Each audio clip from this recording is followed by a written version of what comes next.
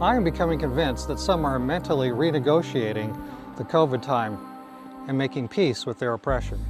When days are wild, we want to retreat to familiar times, old cuddly times when things were comfortable, when there were problems in the church, but they would be triumphantly solved at the GC session, when there were problems in the civic society, but they would be solved by the next election.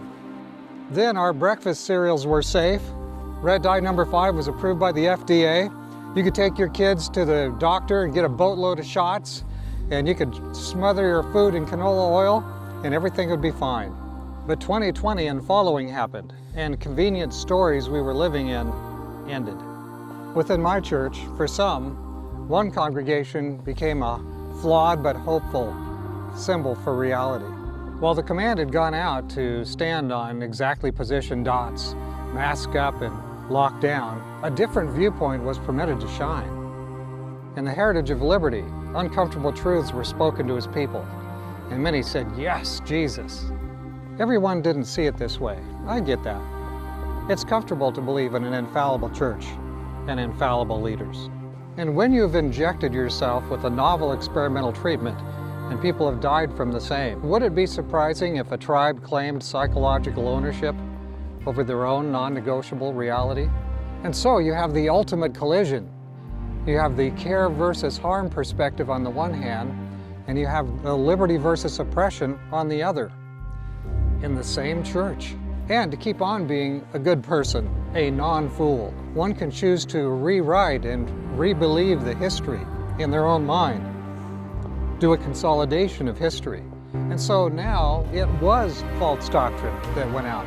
Now the mainstream reaction to COVID time was the correct reaction. Now the liberty narrative was wrong, even downright dangerous. The very symbols of subversion must be torn down. Dissident presenters must be depersoned, deplatformed, scrubbed out of the world. None are safe if church is reduced to a vector for power. Since 2020, the church needs to learn how to respect believers who live in two entirely different, non-overlapping emotional and intellectual realities. If that does not happen, those who congregate in the twilight of pre-crisis times, locked down inside their own skulls, will scrub out of existence their own brothers and sisters in the faith. Liberty will be replaced with a single monochrome kind of thinking, and we will end as Winston Smith in Orwell's closing lines. It was all right. Everything was all right. The struggle was finished. He had won the victory over himself. He loved Big Brother.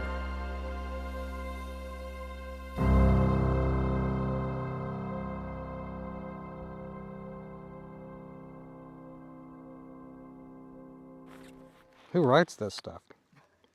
The very symbols of There's going to be a lot of gunshots, I think, in this video. Old cuddly times when things were comfortable, when I forgot my lines. Dissident presenters must be